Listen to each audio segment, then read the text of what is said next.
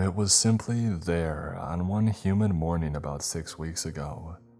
I walked out of my house, looked right on the way to my car, and there it was, a black square in the middle of the street. I thought it was a strange box or something. Thinking nothing of it, I went off to get lunch. But it was still there when I returned, and this time, the neighborhood kids that usually collectively played in the yard to my house's left were now instead off to the right, circled around the black square. They were talking, laughing, and poking at it with sticks. Something didn't seem right about the scene, so I got out of my car and stood for a moment watching. What was wrong here? It hit me. They weren't poking at it. They were poking into it. One of the local teenagers was sitting on the porch behind me, so I knew the kids were being looked after. If it was some strange prank or something, well, I would hear about it later. I headed back inside and returned to writing that day's story. Around 8 in the evening, someone began knocking on our front door. Two of my roommates were in their rooms with the doors open, but we were all playing an online game together, so we ignored it and hoped the guy in the room downstairs would get it. He either didn't hear it or didn't care, so we sat there listening to the pounding and knocking for about 15 minutes before one of my roommates logged off the game and stormed down to the front door. I heard, "What the heck do you want? None of us are parked in your spot. We never park in your spot." That didn't sound good. I left my computer and I slid down the hallway to see what was going on. They had told me stories about Bill and how he insisted that one section of the sidewalk was for his food truck. Apparently, he would go around at literally any time of the day or night knocking on every single door in the neighborhood until he had found the offender.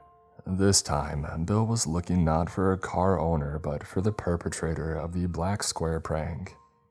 After much arguing, he finally moved on to the next house, but I couldn't go back to playing our game.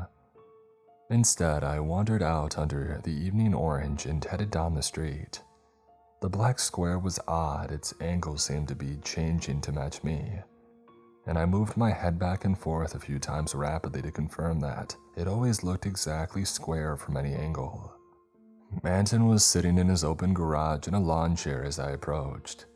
He handed a man a bag, pocketed a stack of cash, and coughed and leaned back. The stranger hurried away without looking at me. It was not an unusual sight. Standing in Anton's driveway, which ran straight at the black square in Bill's house beyond, I asked, "Hey, what is this thing?" "No idea, man," he responded.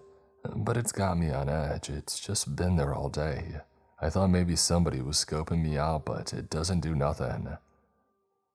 I didn't want to get too close to it, so I picked up a stick. "Kids were messing with this earlier, right? Did anything happen?" "Nah." It was strange. There seemed to be some sort of scaling perspective at work. As I moved closer to the square, it grew larger in my sight than the change in distance it warranted. Far away, the effect had been imperceptible, but up close, it was extremely unsettling. It felt almost as if the black square was looming up to encompass me, and might even leap out at any moment. It was becoming increasingly obvious that this was no prank. The sides were exactly equal in length from what I could see, and absolutely nothing showed or reflected on its surface. I had seen Vanta Black nanofabric in person once before, and that super black material had definitely left an impression on me. It had felt like staring into an absolute void, and I had that same feeling now. The only difference was that my stick encountered no resistance as I moved it forward. I took one step. The stick still moved freely ahead. Was it past the threshold yet? It was disturbingly impossible to tell because the square always seemed to be facing me, so I couldn't tilt to left or right and get a look from the side. The square also got bigger faster than it should have with each step, so I couldn't get a good idea of exactly where it began and ended. Worst of all, the forward perspective had no landmarks and no shadows. It felt as if I was inside a television show and reaching forward into a CGI background. The studio lights off screen were still lighting the stick, and I was reaching into something that didn't really exist. I swung my branch left and right. There were no edges to strike either. The pointed end traversed from ultra black to the green of Bill's lawn and back with no resistance. It was then that I truly understood that we were in trouble. "Hey, Anton. What up?" He was usually one to play it cool, but I could tell by his subtly concerned expression that I must have looked very strange standing in front of complete nothingness. How do I phrase it? Let's make sure nobody goes near this." He nodded and gave a nervous laugh. We didn't have any sort of housing association or community building, so it would really be up to word of mouth. And Bill was 2 houses past ours now, still knocking on doors, and he was doing a decent accidental job of warning everyone. A few neighbors had come out onto their lawns to stare at the thing, and I saw Idle emerging from one lawn over. While studying the black square from afar, she shivered and pulled her headscarf a little closer. I smoothed down my shirt reflexively as she approached. She stopped on the sidewalk just short of Anton's driveway. "What's the square?" We just shook our heads. "You call the police?" she had asked, looking at me. Anton leaned back in his seat and watched me. Put on the spot, all I could say was, I don't think so." She was visibly confused. "Why not?" Anton snickered. "The cops don't come here, girl. The police don't come to this area. No, they do, but trust me, you don't want them. They don't come here to help." "Oh." She looked down at the ground and then over to the black square and then to her front door. She departed without a word. The rest of the neighbors began to emerge from their homes as Bill pissed them off in sequence, but we didn't meet or talk beyond the distant glances of confusion and confirmation. I didn't like that strange square in the street, not one bit, but there wasn't much to do about it. A few people were taking pictures, and so I went back inside and put my phone on the charger to do the same. My roommates and I locked the house up tight that night. We couldn't see the black square from any of our windows, but the mere knowledge of its presence was like a chill in the air. I was the night owl out of the 4 of us, and when the others went to bed, I quietly stacked boxes full of junk from the basement to block the windows, just in case.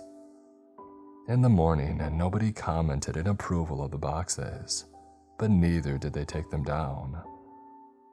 I stepped outside to confirm that the anomaly was still there. This time, I took pictures. I had seen more than my share of movies and shows about creepy anomalies, but it was another thing having one actually show up outside of my house. In person, there's a balance of risk versus curiosity, and there was nothing that we could do about the square without endangering ourselves. We couldn't get too close to it, because who knew what would happen, and we certainly couldn't go inside of it. So it sat there, and in large part, we ignored it in our day-to-day lives. But there's also another kind of risk, the unknown, and the stress effects on your community and on your health. Each morning for a week, I would look to my right at that eerie black square and wonder if I was being watched. Or worse, was it some kind of hole from somewhere that might let in horrific entities beyond our understanding? Or heck, even just basic clawed creatures that we could understand would be horrifying. A simple wolf or a bear on the loose on our street would have been an emergency warranting help. And here we were with the possibility of literally anything appearing at any time. On a random night that about 8 people were over to play board games, Idle asked again if I would call somebody, and this time I agreed. But who and how? I did find some numbers for 2 local news channels. I sent in my pictures, but they laughed at me and said that they looked photoshopped. I insisted that no, it was literally just a black square, and they told me to call back when I had something scarier. The military was an obvious answer too, but how does one call the military? I don't exactly have a phone number for the military.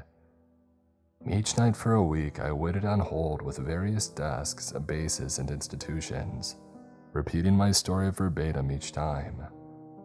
A strange anomaly has appeared in our neighborhood, and I need somebody to come take a look at it. Most secretaries hung up on me immediately, but I finally got one that laughed. He asked, "Watching some X-Files tonight?" I sighed.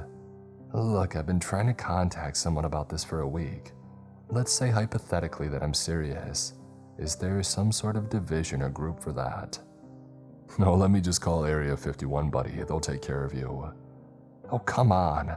There has to be some guy that takes weird phone calls and checks them out, right?" "Oh, that's no fun." "Fine, I'll give you the number." I had it. Finally, I had it. The next conversation that I had was promising, and a military jeep showed up the next morning. Ido texted me when she saw it park on the street, and I hurriedly went outside to greet one man, apparently. He was only slightly older than me, and he stood staring at the black square with a haunted gaze. As I finally got his attention, he turned his head to look at me and said, "What in the world?" "Yeah, right." I pointed down the street at the black square. "The thing's been sitting there for like a week and a half." Finally prompted to move, he went back to the back of his Jeep, pulled out a tripod and a camera, and set it up facing the anomaly. Watching him, I asked, "So you're going to call in the big guns, right? Somebody will take care of this." His only answer was a glance, and then he got in his Jeep and drove off, leaving the equipment running. Well, that was progress, I told myself.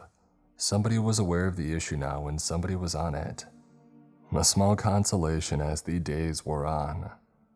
One of the neighbors boarded up their windows, and then everybody did. Nobody asked the first house to do it as if they had seen or heard something crazy. We just did it. That day we went to the hardware store and endured the awkward process of explaining what we were doing to the overly helpful employees, and then we took our boxes of nails and stacks of wood and began hammering into the window frames. I winced at the first one that went awry and damaged the wall, but I figured that our security deposit was long gone anyway. When we kept the curtain between the glass and the wood so that the landlord wouldn't notice on a casual drive-by, although he would certainly see that the entire neighborhood had suddenly acquired bars and boards. If the area went to crap, would he lower our rent? Doubtful. And then my roommates and I got drunk together for the first time in months. The neighbors were doing the same thing in their boarded up houses and on their lawns, and eventually we had a sort of block party going. It was an eerie thing, all being connected and bounded by a common threat, but being unable to mention that threat even as it loomed in the distance at all times. There was nothing that we could do about it, so mentioning it publicly was impolite. As dusk deepened and somebody started a bonfire in their backyard, I almost couldn't stand the pressure of what was happening. That thing might turn deadly and kill us all at any time, but I wasn't even allowed to mention it without pissing people off. Boarding up our houses, we were all reacting to it. We were all aware it existed, and we all knew everyone else knew too, but we couldn't talk about it. A weird defensiveness was emerging among the conversations that I overheard. This was our street, and none of us could afford to move away. Therefore, the black square had to be harmless. There were even people talking about the idea that there was nothing wrong at all, and that talk was growing. Agitated, I left the block party. I still wanted to drink, but angrily now, and so I went to the nearest bar and I sat. By pure chance, to my left was the soldier who had set up the camera equipment. He was half sloshed already, and he looked sidelong at me while holding the bar to keep himself up. He laughed darkly. "Oh, it's you." It was almost a relief to see that he was still in town. "You guys going to do anything about the black square once you collect enough information?" He sat taller and focused his bloodshot eyes on me. "Guys. Yeah, your team or whoever." "It's just me." "Oh, well, what about the higher-ups?" He downed another shot that had just been delivered. "Higher-ups. My whole department got cleaned out by the new administration to cut costs or something. I'm the only guy in my entire building. My beer arrived and I took a sip of it while trying to fully understand what he meant. Like, temporarily, are you waiting on new hires? He gave an exaggerated shrug. It's been 7 months and nobody talks to me or tells me anything. I just get a paycheck automatically, no emails and no nothing. I'm thinking maybe they just forgot to transfer me when they got the rest. I don't think anybody even knows that I'm still there. That was an off-putting thing to hear. Well then, what do we do about the black square? He gave a long, drunk belly laugh. Brother, there are 47 anomalies in Ohio alone, and I'm the only person in the state left in the department that handles it. Just be happy that yours isn't making people crazy or changing your muscle tissue into acid while you sleep. What? Does that happen? He stared forward at the venue's long-mirrored back wall for a moment, unmoving except for the muscles in his jaw tightening as if he was grinding his teeth. After a tick, he suddenly reached over and clapped me on the back. Nothing so dramatic as all that. I'm just playing. He got up, threw some cash on the bar, and began to stumble away. Wait, I called after him. What's your plan for the black square? Plan? He yelled back on his way out of the door. You're on your own, brother. I skirted through the crowd and pushed out into the night. And what about the 46 other anomalies? But he just kept walking and soon became small in the distance. Was it really possible that there was nobody manning the defenses for things like this? Were we simply open to danger with no one to respond? Was the only working plan to hope that nothing bad would happen? I mean, what the heck kind of plan was that? I returned home even more agitated than before. It was about 3 weeks after the appearance of the anomaly that those that insisted the black square was harmless became the majority. We had been able to complain about it, make jokes, and watch it fearfully before that afternoon. But the winds changed and I immediately found myself on the outside with no warning. If I glanced suspiciously at the black square, somebody would deride me for it. If I tried to measure it to see if it was growing at all, somebody would come out on their lawn and tell me to stop and that I was wasting my time. By the 4th week, those reactions became veiled threats. Bill was standing out on the sidewalk the first day of that 4th week. I had just come home from playing a card game elsewhere and he approached me rather angrily. Stop causing trouble, he said without sugarcoating it. Me? He was a large man in multiple ways and I took a step back warily. I'm just not willing to accept that the incredibly odd anomaly in the middle of our street is safe. The black square isn't causing any trouble, he growled. You're the problem here, pissing people off and going against the grain. People want to sleep soundly and they can't do that if you fill their heads with nonsense dangers. Well, if it's nonsense, I asked, then why are your windows boarded up? He balled a fist. 'Cause that's how it's always been around here. Everybody does it and always has. What are you talking about? It was just last month that. He slugged me in the stomach. I backed away. There was nothing left to say. I understood exactly what was happening. He glared from the sidewalk until I went inside and closed the door behind me. 2 mornings later, screaming erupted from a few houses down.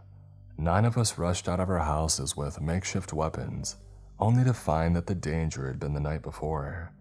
Someone's window had been broken, and the wood beyond had been clawed mightily by something that had left traces of azure ichor behind. I thought that certainly it would be undeniable now. It was obvious that something had come out of that black square and tried to get into a house. The only reason the single father and his 2 girls were alive was because they had boarded up their windows like everyone else. See, I said to those gathered, I told you it's dangerous. But the single father in question shook his head. Oh, of course you would say that. How did you do it? I began backing away almost instantly as all eyes turned on me. What? Bill said. Yeah, likely what happened. What tool did you use to make those marks? And what's that blue stuff? Is it toxic? Did you put Ethan's girls in danger by throwing toxic blue sludge on their house? Ethan added, and you'll pay for that window too. What is wrong with you people?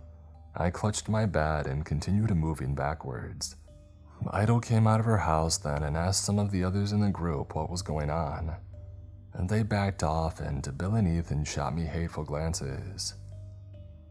On the way back to my place, Anton shook his head as I crossed his driveway. You're gonna get yourself killed, boy. Whispering, I asked, what? By insisting that the physics-defying anomaly in our street is possibly dangerous. Just saying. I sit in front of this thing all day every day and it freaks me out. But I don't say nothing to anyone else around here. Neighbors are more dangerous than that thing, you get it?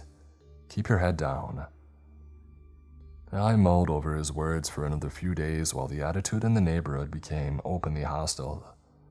More claw marks and strange azure liquids appeared during each night, and Bill started enforcing what he called his right to open carry by walking around the sidewalks with a rifle slung over his shoulder, and then Ethan started doing it too.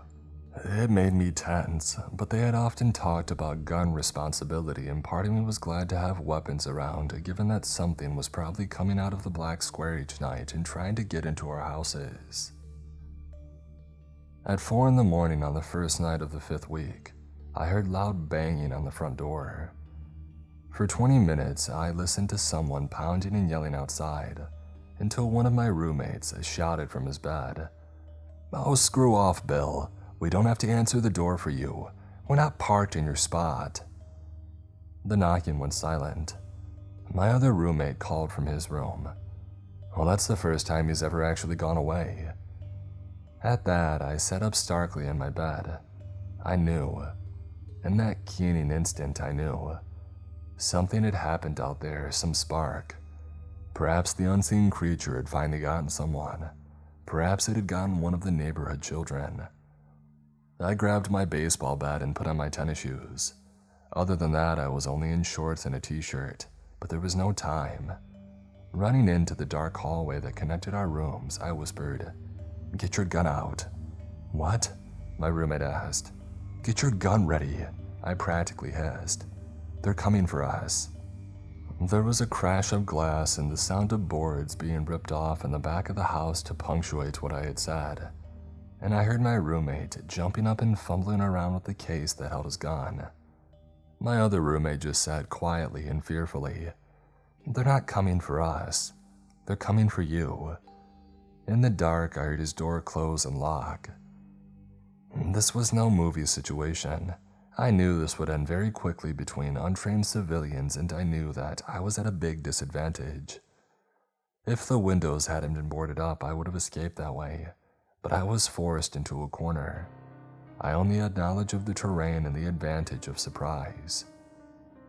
Using long steps to avoid the parts of the floor that creaked, I moved out into the board game room, and a big silhouette moving around the corner became a wide-open target for my bat. I swung without restraint and as hard as I could. I had never tried to kill anyone before, but I was amazed at how lethal my strength felt when the restraints were off. The bat snapped in half on Bill's head and he fell to the floor.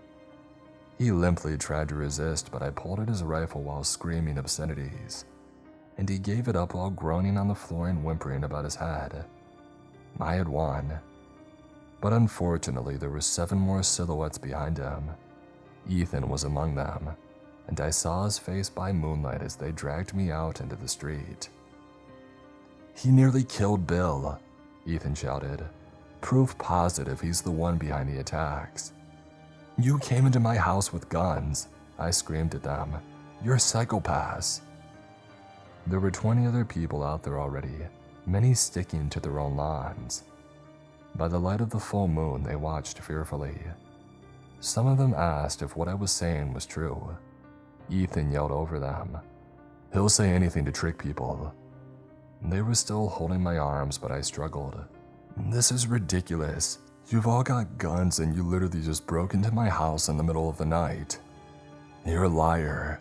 Ethan insisted to the neighbors that we passed as they kept pushing me and dragging me.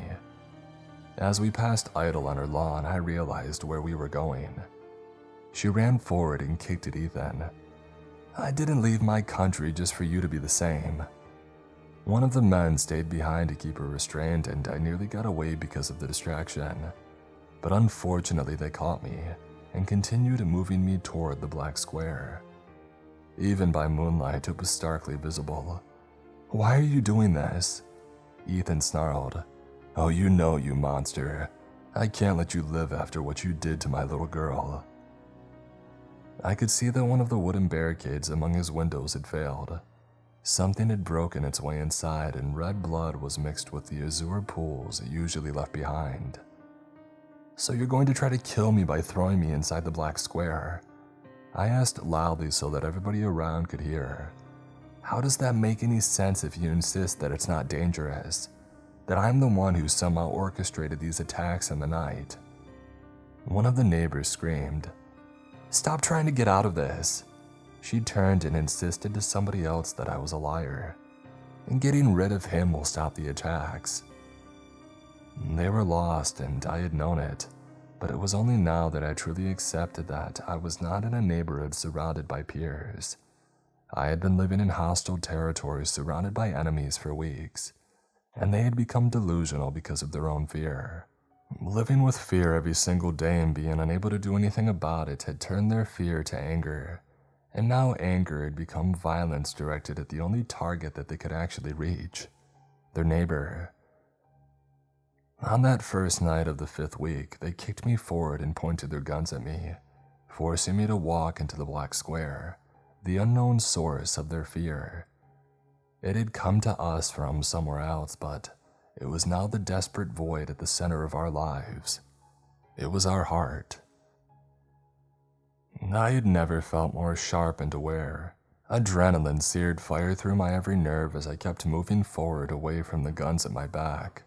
The dark square expanded rapidly in my sight, but then grew more slowly as I came nearer than ever before. It asymptomatically filled half the sphere of what I could see. I kept waiting to pass the threshold like a door to see the sides that I had tried to find with sticks and ropes over the last 5 weeks, but it never came. I kept pressing forward only to find myself still half in the world that I knew and half in the darkness, until I turned around and saw Ethan and the others very far behind me. My brain struggled to process the shape or curve of what was happening, but I had the distinct sensation that I could keep walking forever, and the black square would remain a giant sail pressed against half of me. Except I knew there was an unseen drop-off, and perhaps that was the key. Perhaps the door was actually down, and the black square that we could perceive was merely a higher dimensional perspective on it. I got down on my knees and hands and began to crawl. I couldn't afford to fall accidentally. "Oh, don't bother," Ethan shouted in the distance. "You're going over, you're not getting out of this." There it was. I could feel the edge. Here the black square was almost exactly half of what I could see around me. Directly above, to the left, to the right, and down. The paved street, far beyond Bill's and Anton's houses. Part of the street that I had stood upon many times coming the other direction. It now met sheer void. But it wasn't dark. Light had always been coming up from below. There had just been nothing for it to reflect from so that we could see it. Light came up from below now, illuminating my face, my eyes, and my mind. It was a ghastly light, certainly not ever a color that had graced our world before, and I could see everything by the cast of its deep glare. I had never seen that color with the rods and cones in my eyes before, but I knew what it was.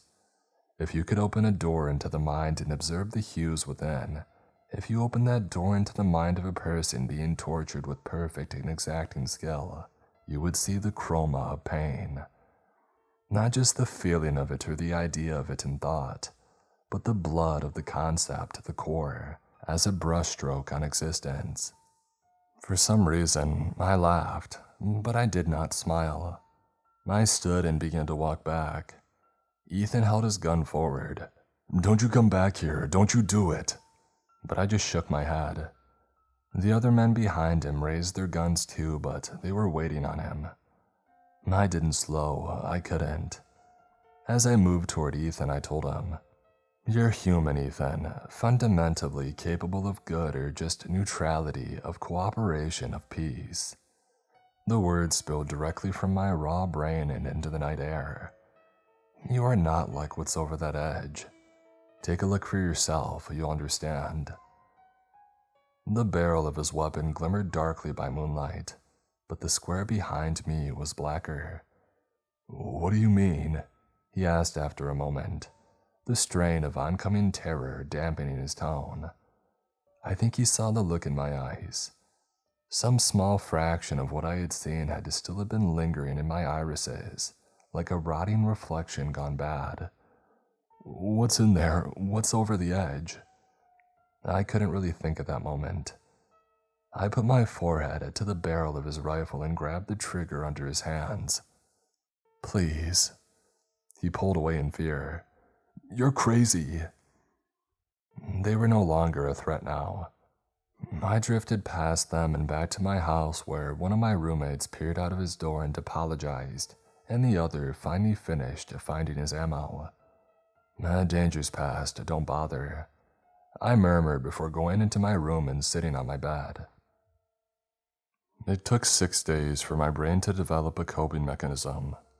For 6 days, I sat and stared at any blank white wall that I could find. It was eye bleach in a way because it had every color and none. After 6 days, I felt nothing, and that was my release. To scab and scar over what had happened to my mind. My brain had amputated my emotions. And good for that. I would feel horrible at the loss of love and joy and friendship and companionship. But I can't. And that's better than feeling what I witnessed over that edge. Bill was back from the hospital by then and feeling rather sheepish.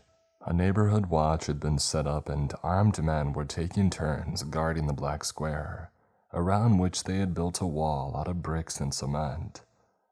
They knew that nobody would be coming to help. No police, no military, no government. We were on our own, a fact which made Idle sad as she talked to me about the home that she had left, where it had been exactly the same in her village. "This is humans," I told her. "Sometimes we do better for a little while. Sometimes we don't." She didn't have a chance to reply before Bill came up and sat carefully down next to me on my porch. He rubbed his bandaged head and said, "Sorry about what happened last week." I kept watching my armed neighbors around the black square. "It doesn't matter." "It does, though," he muttered, looking downcast. "We could have killed ya." "It doesn't matter," I said again. He swallowed audibly and then asked, "What you see in there? I think the neighborhood will go to crap now." Now? It amazed me that it was right there. It was right there, just 100 feet away. We were alive and standing here, breathing air and eating food and having conversations, just 100 feet away from that. It was always here, Bill. The only thing that changed 6 weeks ago is that we can see it now. We don't talk much anymore. The neighborhood is quieter than before. We just sit and wait for the inevitable, each day and each night. The black pit is among us, lurking in open sight, and one day it'll spill forth ungodly hordes that I don't need to describe because you already know what they look like. Sometimes we do better. Sometimes we don't.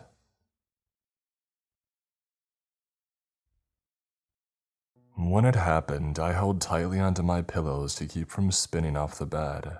My rapid ascent out of sleep came with a sense of spiraling motion that continued into waking as the world spun around me. I clung to the walls and stumbled toward my bedroom door. The spinning was not physical but oral. A tremendous brass horn blast whined on a long curving cycle outside, much louder than any siren that I had ever heard. My roommate staggered into the hallway in front of me and we ran for the front door.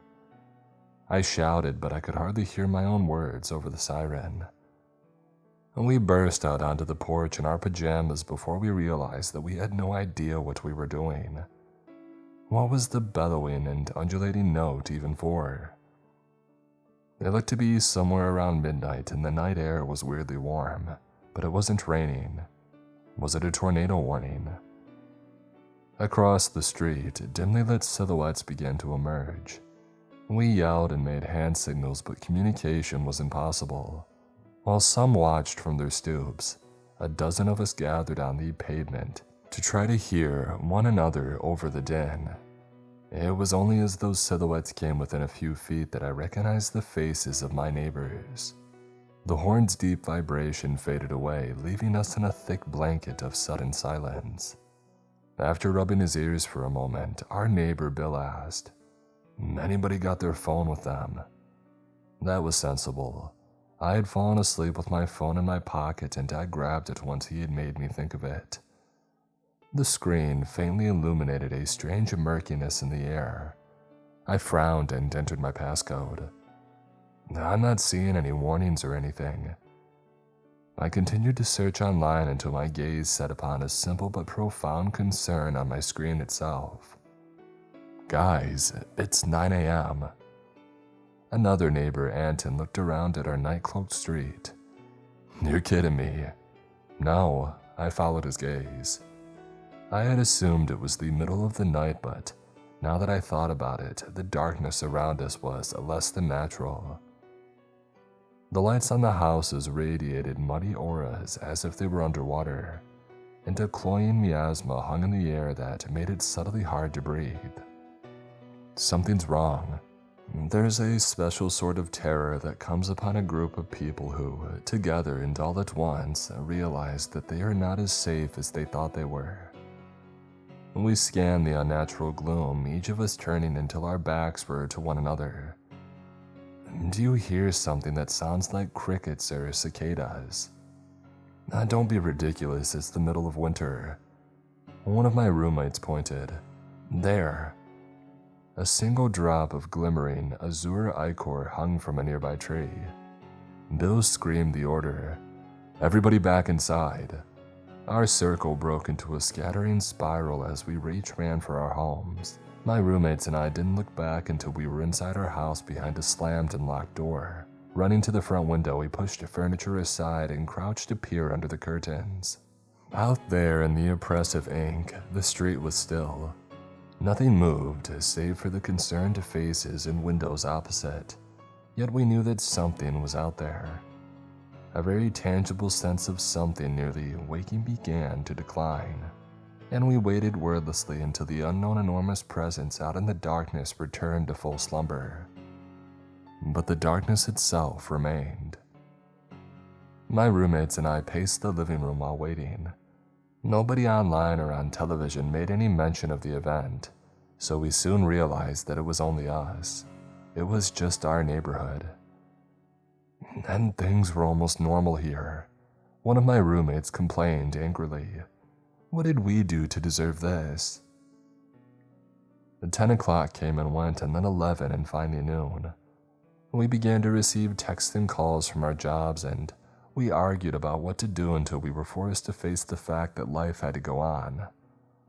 No doubt our neighbors were thinking the same, but everybody was staring out of their windows waiting for somebody else to make the first move.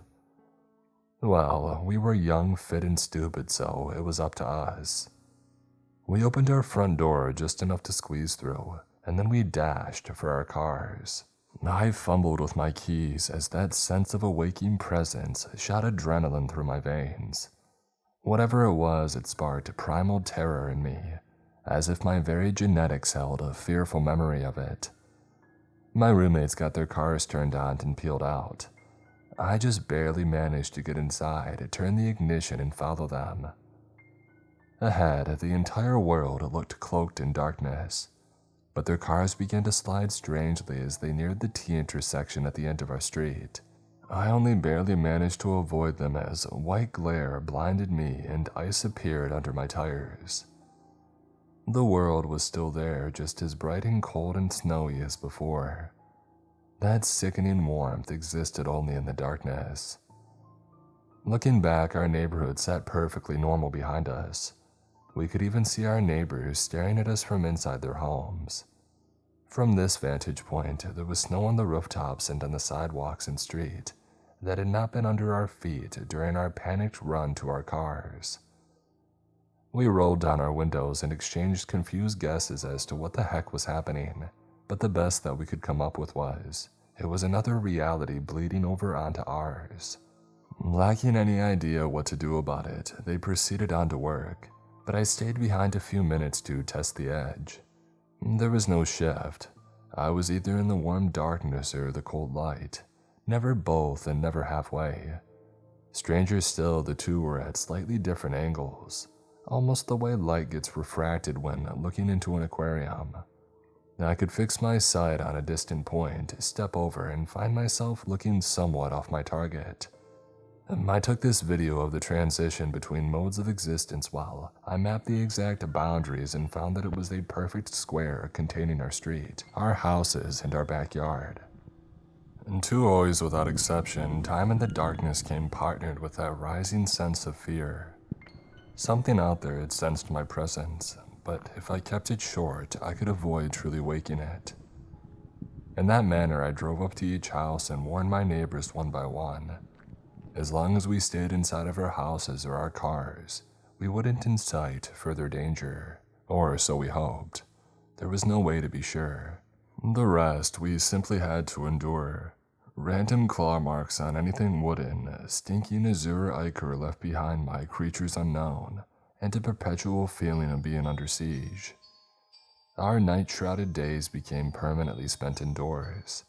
Any outing involved treating our garage like an airlock, and those neighbors without garages bundled up and made terrified sprints to their driveways as quickly as possible, and as rarely as working life would allow. Our once tightly knit community became a series of isolated bunkers, and weeks passed while we emailed each other trying to figure out what to do. I spent nearly 25 days huddled in my room behind boarded and barricaded windows trying to sleep while hungry, growling and curious sniffling passed by intermittently. There was a new ecosystem burgeoning out there, seen only in the glimpses between nail-ridden 2x4s, and we had to stretch wintering plastic over the windows and begin changing the air filter weekly.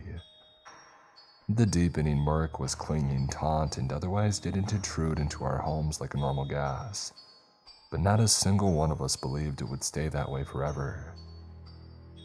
We began to reach out. We called anyone that we thought would listen. The hardest part was our lack of external evidence. How do you convey the experience of your daily life with someone that hasn't seen it firsthand? From inside, oh, that's just a picture of a street at night. From outside, oh, that's just a picture of a street during the day. Yes, but the point is the experience of the place. The impossibility of two worlds existing in the same location. What they saw from their perspective conveyed nothing of the torturous isolation and fear that we felt in ours. We sent letters. I began sleeping in the shower since the bathroom was in the center of the house. It had no windows and it felt slightly safer. We emailed. One of my roommates had their window break during the night, and we had to pull him into the hallway, slam the door against some half-seen flailing and shrieking creature, and then seal off that room permanently with nailed boards. We called. Our kitchen table became a communal office for handling all the paperwork that City Hall and the distant government offices gave us. We filled out forms, we submitted information, and we waited with shrinking hope as even more paperwork came back in return. It was a self-perpetuating cycle that we soon realized was designed to deny us. They thought that we were crazy, and rather than directly refusing crazies, they preferred to contain them in a gigantic loop of forms. And we showed up in person and waited in numerous lines. Our weekly neighborhood meetings, held in different living rooms each time, turned into venting sessions for our in-person frustrations.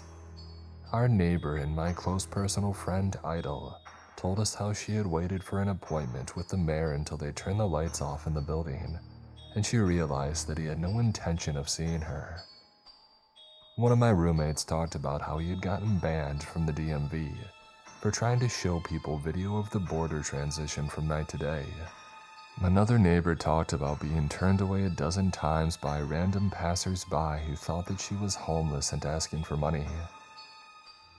For the first week since the curse had come upon us, we had no idea what to do next. A complete inability to take action has a way of making a man curl up in the shower and cry. I could feel that hopelessness taking root in me as I tried to sleep, but I wasn't ready to give up. When we truly accepted that nobody would, that indeed nobody could listen to us, we began to get desperate. Mere words were not enough to make them understand. Anton had a gun, and he sat with Bill across from us at our living room table. Normally it was where we played board games, but now it was our war table. Spread across it was a map of our town with a spot circled and a route highlighted. "Look," Anton explained, "the mayor lives close. He drives past our block every day." And Bill had a hunting rifle. "Yeah, but all he sees is a normal street. We have to force him to take a different route to work. He has to drive through our street and see it for himself." Ida was wary. Unlike my roommates, she was not used to guns. Next to me, she asked, "What are the guns for?" I wasn't too comfortable with the weapons either, but I knew. If the diversion to make him turn down our street doesn't work, you guys are going to force the issue, aren't you? "It's only a matter of time," Bill responded. "Something was digging at Ethan's house and it almost got in, and we're not going to let his daughters get hurt again. His family's been through enough." With a fierce expression, Anton nodded in agreement. I intended to make sure the guns weren't needed.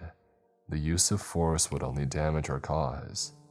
To avoid that risk, we just had to make a good enough diversion, and then the mayor would see and he would call in the troops and civilization would back us up against our local nightmare. That morning, we waited at our T intersection with 2 cars ready to go. Bill stood far ahead watching for the mayor's car, and when he gave us the signal, our 2 drivers rolled forward and simulated a minor accident that just happened to leave the road blocked. I saw the mayor in his car as he came closer. He had his phone out, but he saw the obstacle and drove up partially on the curb, cutting past us completely. Without so much as a look back, he drove on down the road, still texting on his phone. Idol shouted after him, "Are you serious?" I rationalized, maybe he's in a rush to get to work. There was no way to anticipate what time he would return home, so we were forced to reconvene the next morning. This time, we got all the cooped-up neighborhood children to just happen to walk across these streets slowly at the proper time. They were just excited to play outside in the sunlight, so they happily went along with pretending that they were on their way to school together. Ida was the scout this time, and when she gave the signal, we blocked the road and the sidewalk too, with the string of children holding hands. Half on his phone, the mayor nearly ran them over. Eyes wide, he reversed completely and drove the opposite direction, leaving the scene as quickly as possible. My roommate threw up his hands. "This freaking guy, man." "We probably spooked him with that near miss," I offered. On the 3rd day, the neighbors had waited long enough. A bunch of men jumped out in front of the mayor's car, forcing him to screech to a halt, and Anton approached with his gun out and ready. Finally, the mayor had noticed us, and he dropped his phone and raised his hands in his car. Anton shouted, "Get out." The mayor slowly slid out and stood, keeping his hands raised. "I've got money, I've got kids too. My name's Liam, my kids are gonna ask where." Bill pressed his hunting rifle to the mayor's back. "Shut up. We don't want your money. We were going to walk 30 feet in that direction. He came around and nodded his head down our street. And then you're going to come back to this car and continue on with your life. You got it? Liam looked confused. That's all? Why? You won't understand until you see. Just walk. We trailed the group of armed men as they escorted Liam down the center of our street. From our perspective, they simply walked along normal pavement on normal traces of snow and ice. Somewhere around where I knew the square of permanent darkness began, the men reacted subtly, and Liam threw his arms wide. You could hear him shout, "What? What the heck is this? What's happening?" But he was just standing there in the middle of a sunlit street for all that we could see. Bill and Anton held him roughly in place and began saying inaudible but quite angry things. One of them pointed ahead.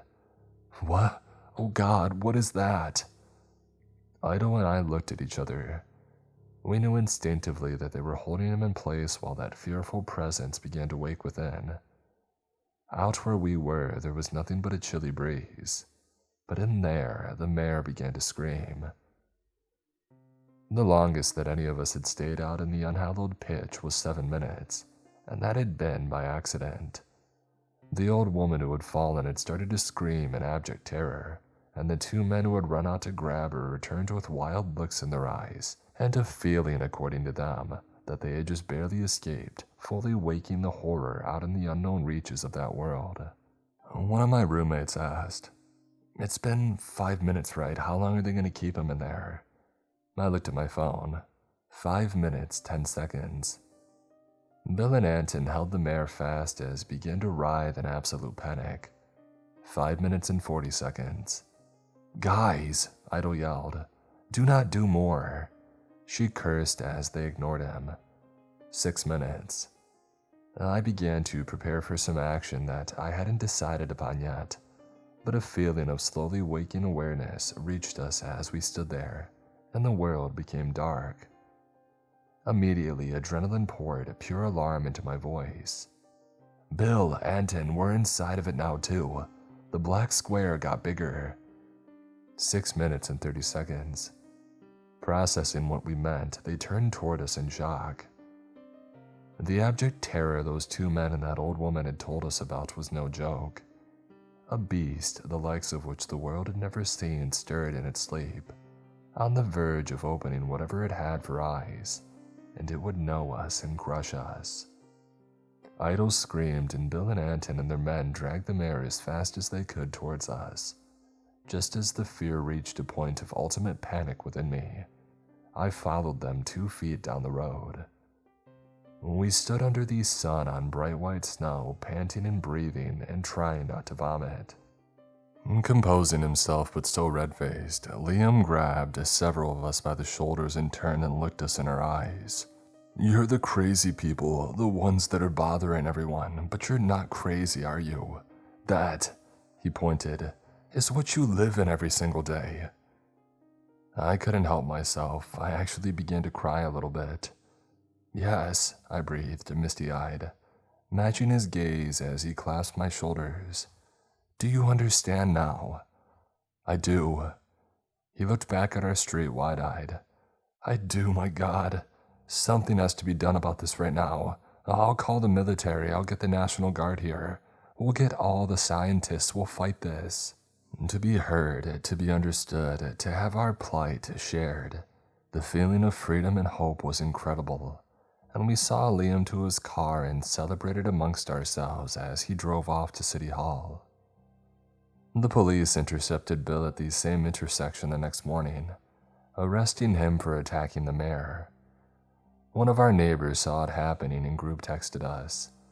We swarmed outside and ran through the darkness into the daylight, and approached the 2 cop cars where Bill was being handcuffed. One officer continued to restrain him while the other 3 got out their weapons. "All of you stay back. We'll arrest you too if you interfere." Bill's men began shouting, and Anton in particular got aggressive with one of the cops. In response, one radioed for backup, and the situation looked to be escalating toward violence. I tried to hold back my neighbors as best I could while asking the cops, "What is this? The mayor said that he would help us." The police officer looked me right in the eyes and said with no hint of compassion, "He was just saying that to get away from you." "You cannot be real right now," Anton shouted. "Take 10 steps that way and tell us what you see." One of the officers grabbed out to cuff him too, but Anton retreated. "Oh, come on, get me." Anton led a small chase, and 2 officers charged after him, and he led them across the threshold, where they stopped and stared around at what I knew to be sudden darkness. We had told the police about our story multiple times over the past few weeks, so they had to know that they were witnessing what we had been talking about. "You see it, don't you see?" Anton continued to dance and shout and point at them. "Do you see it?" Their reaction after a few moments of horrified paralysis was to grab him, haul him back to the normal world, and to cuff him beside Bill.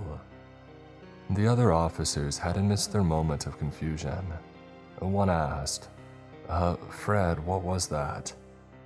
Fred was obviously shaken to the point of physical trembling, but he just replied, "Nothing, these people are all liars."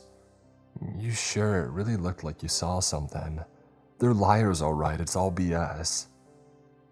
And as we stood, stupefied, and watched them drive away with Bill and Anton, we had no idea what to think or say to each other. We had brought them to our situation and made them see, but they'd just... How could they just? As we stood there on the corner, light pulsed away in favor of darkness. The black square had expanded once more. We didn't even have the luxury of standing still in shock. We had to move. That familiar, choking, otherworldly atmosphere made sure of that. Ido squeezed my hand once out of shared hopelessness, and then all of us ran back to our separate houses. We could do nothing but sit and listen to the unseen creatures outside as they snuffled around in search of the source of the commotion that we had made. That night, I sat in the kitchen staring down at our piles of forms, holding my head in my hands. The black square was something bad or negative made manifest. Was it human anger, hate, strife? It had gotten bigger twice that we knew of, around the times that violence had been threatened. But it was not just our problem anymore. Over the next few weeks, when I left my house to go to work, I noted the exact limit of the black square. For 5 days, it remained at the corner where Anton and Bill had been arrested.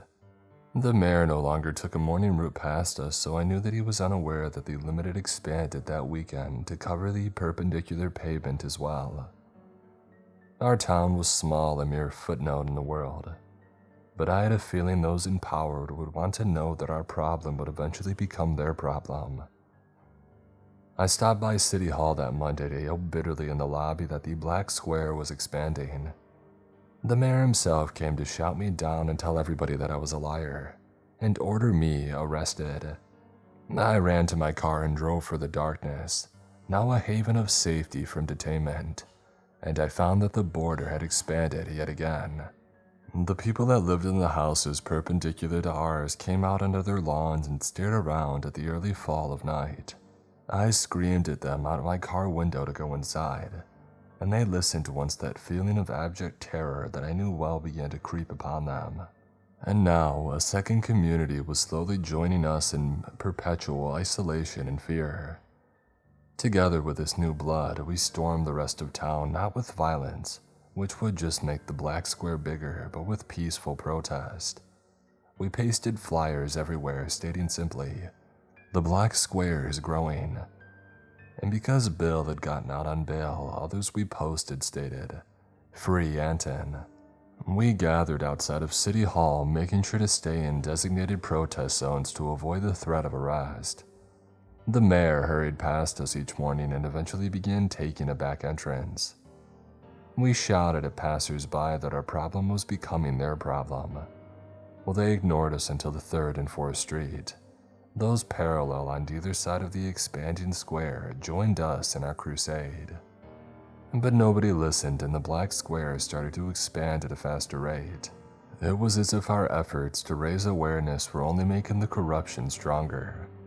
How could positivity strengthen darkness? I mean, it didn't make sense. We were fighting to warn these people, not out of hate or spite, but out of compassion and hope. The final tipping point happened roughly 6 months after the inexplicable earth-shaking horn blast that had first heralded the coming of darkness over our community. All told, 4 full blocks and hundreds of people now lived in rotting darkness every single day. And as our numbers grew, so did our ferocity. Hope had become bitterness. Compassion had become anger. We were a veritable daily crowd outside of City Hall, and we often saw officials and police officers nervously studying us to try to figure out what to do. But the final tipping point was Liam's fault. The mayor, as he called himself, despite ignoring half his constituents. For the first time, the media had taken notice of our little town, but not because of our growing curse. Our economy had taken a dip because half our population spent all their free time huddled in fear inside their houses, and a film crew for a news channel in the city had become to do a quick report. I could tell the reporter had no idea what she had signed up for. She and her camera guy slowed 10 feet from their van and stared at us.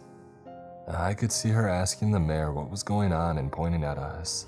The attention brought forth boos and shouts from the people around me, and Idol next to me looked around nervously. With rage. Free Anton. With fear. The black square is growing.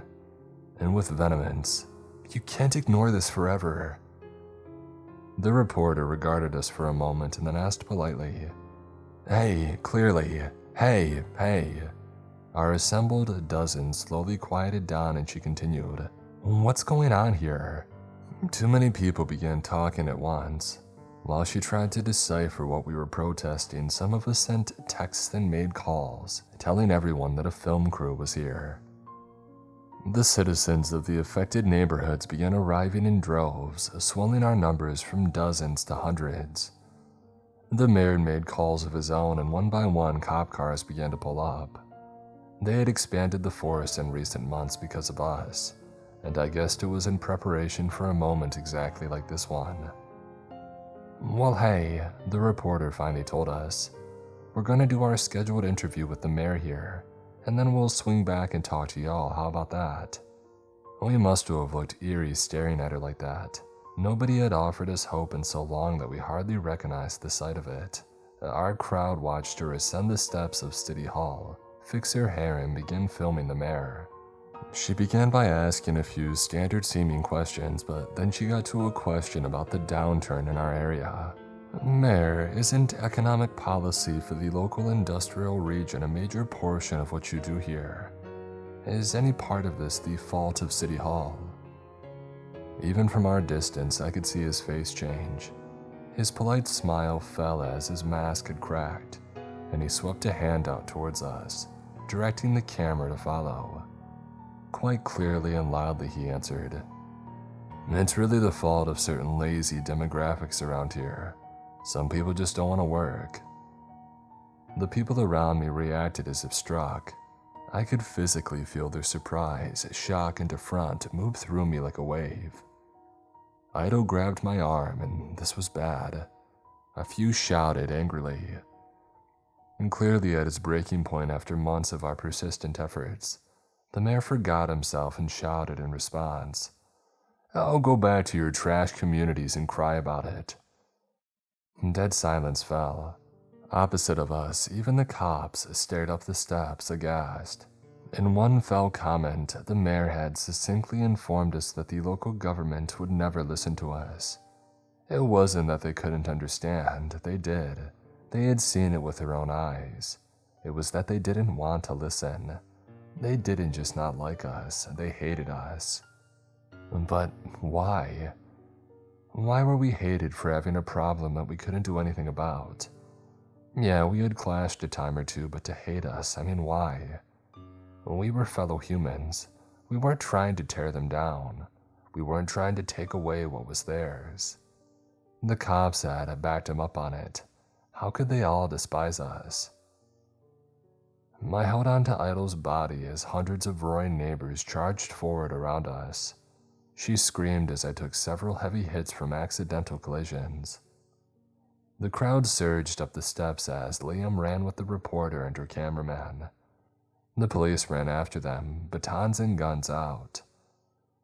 The crowd pinned him against the large wooden doors of City Hall, but amazingly, the first 5 men to reach the mayor turned and held their arms out in defense of him. The crowd slowed, stopped, and clenched their fists against their own bloodthirsty rage, but no violence followed. Surprised as well, the cops held back.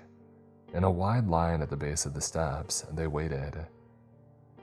Those quick-thinking men at the front slowly urged everybody back, and Liam dusted his suit off and fixed his hair while he came to terms with the fact that he wasn't about to be beaten to death. The police put their weapons away and held up their hands peacefully, and they worked their way through the crowd until they were able to form a protective ring around the mayor and disperse the sea of people. "Go home," the chief yelled with relief, prodding individuals with a polite finger. "Go home, there's nothing to see here, go home." One man asked calmly, "Can we get Anton out of jail, please?"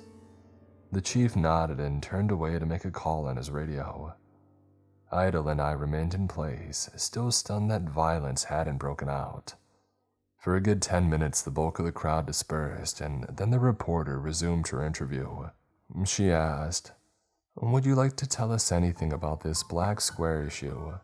The crowd seems quite motivated to get someone to listen. Behind his protective ring of police, Liam gave a polite nod and said to the camera, "Oh, that's nothing, just a prank locals like to make. A tall tale, you know, a lie." I felt it before it happened. The reporter, her cameraman, and the police looked around in awed confusion at the sudden night that had fallen upon us. The rest of us didn't waste any time. We had 7 minutes to get inside, and we had been trained to react instantly. We ran for our lives through the darkness. All that Idle and I could do was take refuge in my car until the screaming was over. We huddled, head down, arms over our ears and eyes closed, as that terrifying and monstrous presence finally woke when the half of the town that didn't know failed to seek shelter in time. The cars shook and bounced around us as slow and enormous steps crashed their way past us. We dared not look or move. Our one hope was that it could not sense the two of us if we stayed separate from the cloying darkness and made no move or sound. Out on the steps of City Hall, men shouted and women shrieked. Some made it inside, that much I could tell. When it was finally over and the beast went back to sleep somewhere out in the eternal night, my headlights showed massive divots in cement and human-sized trails of blood that stretched down the steps and out of sight, as if an unthinkable number of people had simply been swept away by one giant, uncaring claw. In physical shock, it was all that I could do to turn the ignition and drive home. We pulled into the garage, hit the remote to close the door behind us, and sat crying and shouting incoherently at one another. And then, like always, life had to continue. Work resumed, just inside instead of outdoors. The grocery store was outside the Black Square, so the growers still brought food in from outlying farms, none the wiser. But I don't know how long that will last. Because, you see, I figured it out. The darkness isn't fueled by violence, for creatures of claws and azure ichor eat one another inside it with no effect. The darkness isn't fueled by despair, for we practically stank of hopelessness for much of our time before it began to expand. It wasn't the fighting or the misery or the conflict. It was fueled by a choice. It grew bigger every time somebody chose to ignore it or deny it.